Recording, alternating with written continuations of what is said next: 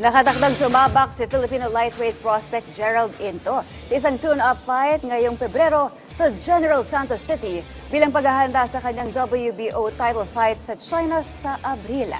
Makakalaban ni Into ang veteranong si Ernie Sanchez sa magaganap na bakbakan sa Villa Criston Resort Hotel na bahagi ng Sanman Boxing Fight Card na mayroon pang 4 na ibang mga laban. Inaasahan na magiging magandang pagsubok ito para kay Into bago ang kanyang paglalakbay sa ibang bansa kung saan bit-bit ng 34-year-old boxer na si Sanchez ang karanasan sa ibabaw ng ring na makatutulong para kay Into.